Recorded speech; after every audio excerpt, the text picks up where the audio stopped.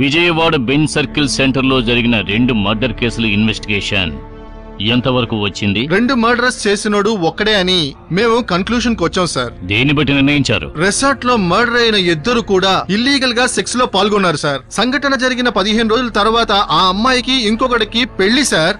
పెళ్లి నిశ్చయమైన ఆ పెళ్లి కొడుకుని ఎంక్వైరీ చేశారా? ఆ యాంగిల్ లో కూడా ఎంక్వైరీ చేశాను సార్. అబ్బాయి చాలా ఇన్నోసెంట్ సార్. సెకండ్ కేసు గురించి చెప్పండి. ఇందులో హత్య చేయబడ్డ అమ్మాయికి మరుసటి రోజున మ్యారేజ్ సార్. ఆ అమ్మాయికి మ్యారేజ్ ఇష్టం లేకపోవడం వల్ల తన బాయ్ ఫ్రెండ్ తో పారిపోయింది సార్. వెళ్లే దారిలో జరిగిన యాక్సిడెంట్ లో అబ్బాయి స్పాట్ అవుట్. అది యాక్సిడెంట్ అని కన్ఫర్మ్ చేసేసాం. యాక్సిడెంట్ చేసిన లారీని పట్టుకున్నాం sir. So it's an accident, not a pre plan murder. But ఆ అమ్మాయిని కాల్చిన విధానం, ఉపయోగించిన తుపాకీ, బుల్లెట్ 2 కేసులను ఒకేలా ఉంది sir. So it seems to be a femicide, but there is a logical difference between the 2 cases. First కేసులో మర్డర్ చేయబడిన ఇద్దరికి కూడా ఇల్లీగల్ సెక్స్ కాంటాక్ట్ ఉంది. బట్ సెకండ్ కేసులో ఆ అమ్మాయి చేసింది ఏమీ తప్పు కాదు కదా. తనకు నచ్చిన అబ్బాయితో జీవించాలని మ్యారేజ్ ని అవాయిడ్ చేసి వెళ్లిపోయింది. So both cases are not same.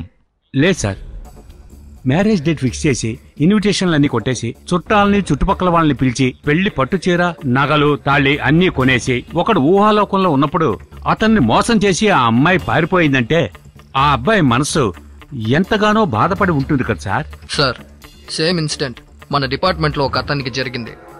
Marriage డేకి ముందు రోజే పెళ్లి కూతురు ఒక అతనితో లేచిపోయింది. రిసెప్షన్ లో అవమానపడ్డ వాళ్ళ అమ్మ పిస్టల్ తీసుకుని కాల్చుకుని చచ్చిపోయింది. ఆ ఎస్ఐ పేరేమిటి? సూర్య sir.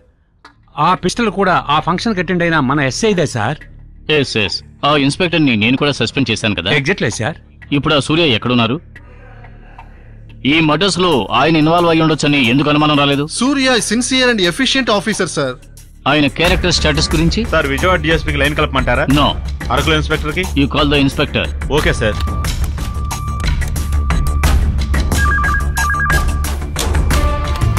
Hello, Araku police station. Commissioner office నుంచి మాట్లాడుతున్నాం. చెప్పండి సార్. ఇన్స్పెక్టర్ రామనాథన్ మాట్లాడుతున్నాను సార్. ఇన్స్పెక్టర్ రామనాథన్ లైన్ లో ఉన్నారు. మిస్టర్ రామనాథం, ఎస్ఐ సూర్య అనే అతను అక్కడికి ట్రాన్స్ఫర్ అయి వచ్చాడా? అవును sir. Any remarks? As it is duty టైంలో ఎటువంటి రిమార్క్స్ లేవు సార్. విషయం ఏంటి సార్? విజయవాడలో జరిగిన 3 మర్డర్స్ లోనూ సూర్యనే సస్పెక్ట్ చేస్తున్నాం. ఇక్కడ కూడా ఒక మర్డర్ కేసులో అతని మీద అనుమానం ఉంది సార్. ఆయన మీద ఒక సర్వేలెన్స్ పెట్టండి. ఆయన సెక్యూర్ చేసి ఎంక్వైరీ చేయడానికి I will talk to DGP.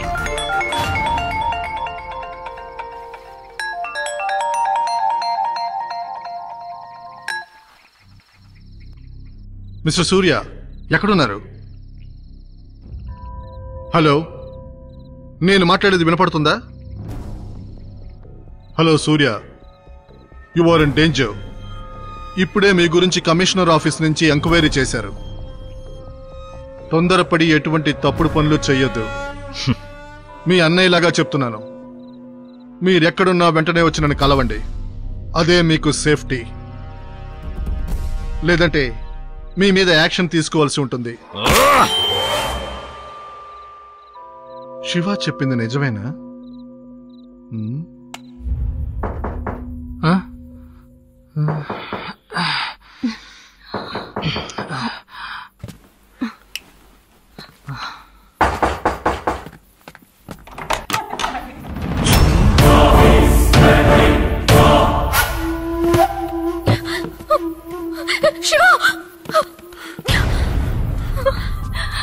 ఏంటి చూస్తున్నారు? మీరు మాత్రం మా ఇంటి లోపలికి వచ్చి హద్దులు మీరి ప్రతిదీ చూడొచ్చు. నేను మాత్రం మీ ఇంట్లోకి రాకూడదా? ఇన్స్పెక్టర్ని అడ్డుగా పెట్టుకున్నంత మాత్రాన చావు నుంచి తప్పించుకుంటారా? వద్దు సార్, మమ్మల్ని ఏం చేయొద్దు సార్. ఎరా, నీకు బుద్ధి లేదా? తను నా భార్యని చెప్పిన తర్వాత కూడా తనతో కాపురం చేస్తావేంట్రా? నువ్వు ఉన్నావే.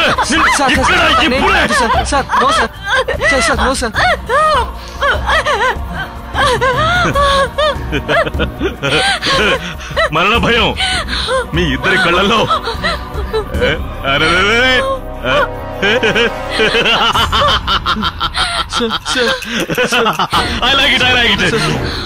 I like it.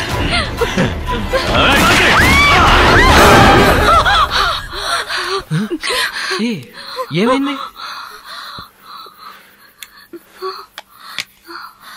ఇదిగో ఈ మంచినీళ్ళు తాగు. Bad dream Shiva. Cool relax. దేవుని తలుచుకొని పడుకో. రిలాక్స్, డోంట్ వరీ, పడుకో.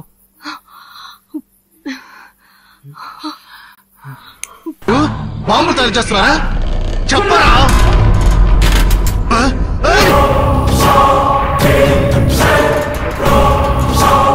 జూలియా, నువ్వు ఇక్కడ చూడండి.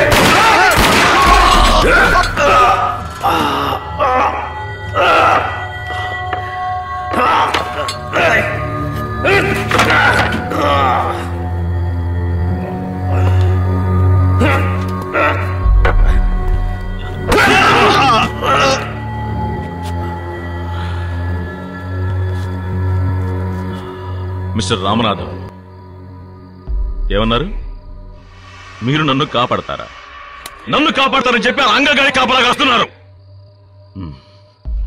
నాకు అన్ని తెలుసు సార్.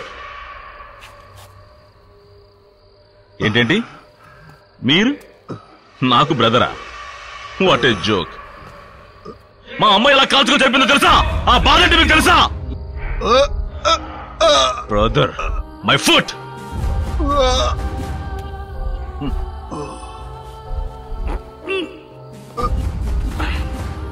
ఇప్పుడేమైంది?